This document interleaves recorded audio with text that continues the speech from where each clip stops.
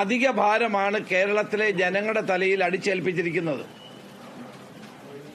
7500 കോടി രൂപ അധിക ഭാരമായി കേരളത്തിലെ ജനങ്ങളുടെ തലയിൽ അടിച്ചേൽപ്പിച്ചത് സർക്കാരിന്റെ കെടുകാര്യസ്ഥതയും അഴിമതിയുമാണ് എന്ന കാര്യത്തിൽ ഒരു സംശയവുമില്ല.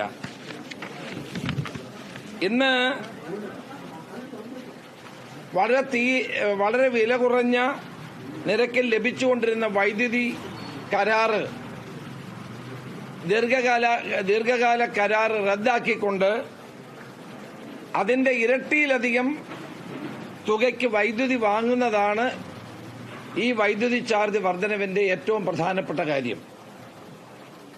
വൈദ്യുതി ഉൽപാദന സ്വകാര്യ കമ്പനികളുമായി ചേർന്നുള്ള സർക്കാരിന്റെ കള്ളക്കളിയാണ് ഇതിന്റെ പിന്നിൽ ഉള്ളത് എന്ന് വളരെ വ്യക്തമാണ്.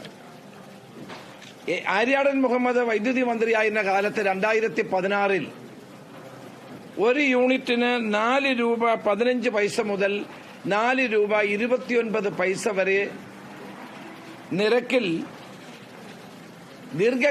ദീർഘകാല കരാർ ഒപ്പിട്ടിരുന്നു.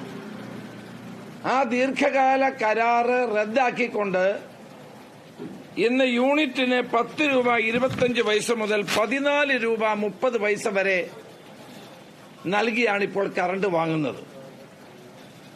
ആരും ചെയ്യാത്ത ഒരു പാതകമാണ് ഈ ഗവൺമെന്റ് ചെയ്തത്. അന്ന് 25 വർഷത്തെ കരാറായിരുന്നു ആര്യാടൻ മുഹമ്മദ് 2016 ഒപ്പിട്ടത്. ഇതിൽ 465 മെഗാവാട്ടിന്റെ 4 കരാറുകളാണ് 2023 സർക്കാർ റദ്ദാക്കിയത്.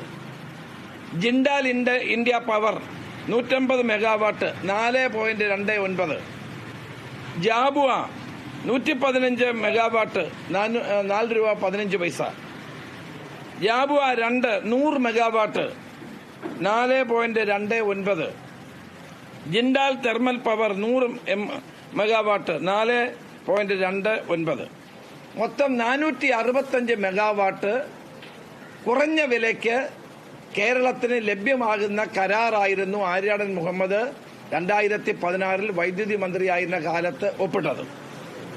നിസ്സാര സാങ്കേതിക കാരണം പറഞ്ഞാണ് റെഗുലേറ്ററി കമ്മീഷൻ